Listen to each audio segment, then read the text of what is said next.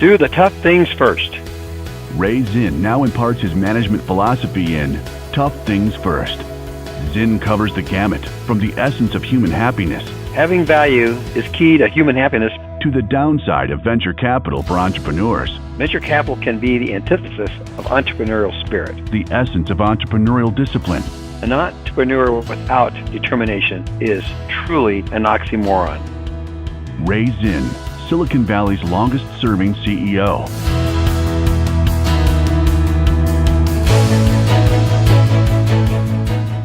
Welcome once again to the Tough Things First podcast. I'm your host, Guy Smith. The Tough Things First podcast is where you receive management and leadership wisdom from a fellow who shaped Silicon Valley, Silicon Valley's longest-serving CEO, Mr. Ray Zinn. Now, normally we discuss aspects of leadership for business, but today we swerve a bit into politics. The American economy is rather moribund. This has a direct effect on business, and it has an indirect effect on employees.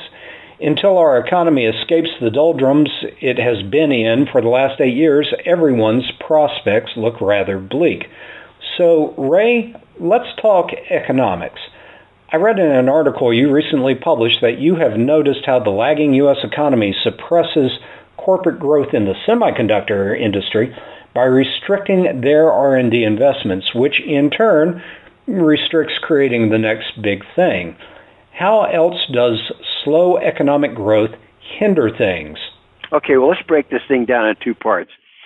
So we have discretionary income and we have non-discretionary income. So let's first of all talk about non-discretionary income. That is your rent, your food, things your utility bill, things that you have to live. Discretionary are purchases that you would make at your discretion, meaning you don't have to have that to live and you can survive perfectly well without it. Well, a lot of our economy and probably half of it is based on discretionary purchases. Things like, a car or a computer or a TV, maybe another washing machine or a refrigerator, anything, or maybe even remodeling your home. That's referred to as discretionary. When GDP, this is the gross national product, it drops below 4%, that says then that most of the money is going to go to non-discretionary items, your rent, food, and so forth, unless it's spent on discretionary. Because what happens is you're going to effectively start having to live off of your savings account. And that really, restricts growth. So that's the way I like to explain it, is that once the gross national product drops below 4%, we then have discretionary income drop probably in half. Currently, if we look at the last 8 years, gross national product has been tracking below 2%, and that's significantly below where we have to have it, which is north of 4%. Well, that's an interesting perspective, Ray. So let's take a look at it from a different angle. What would you say are the three biggest impediments right now to restarting the growth of the American economy? Well, it is the lack of manufacturing. I mean, we're offshoring most of our manufacturing. In fact, I would say that since the downturn in 2001, that outsourcing has been the way of life. That means we're shipping offshore. Most of our manufacturing. Had the opportunity to talk to your Verizon or your Dish Network people on the service call, you'll note that the call is coming from a foreign country. And so all those jobs that we used to have in the U.S. now have been shifted offshore.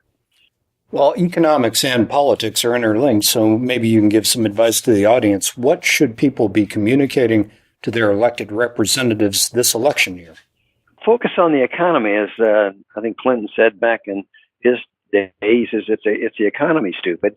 I don't hear a lot of focus on the economy. They're mostly focused on social issues. And that's a shame because, to reduce a lot of the social issues, we need to get the economy moving again. I will be individually out there pushing my candidates to focus on the economy and not be so focused on social issues. Well, that is the crux of our mutual economic prospects, getting politicians to prioritize economic revival. Take a moment to email your representatives and let them know that this is an important policy issue you want them to address. And after that, connect with Ray on LinkedIn, Twitter, and Facebook. You can find those social media touch points by going to the contact page at toughthingsfirst.com.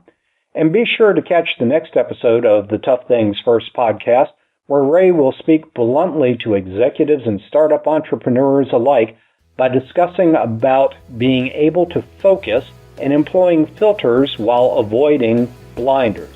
If you need to focus, the upcoming podcast is for you.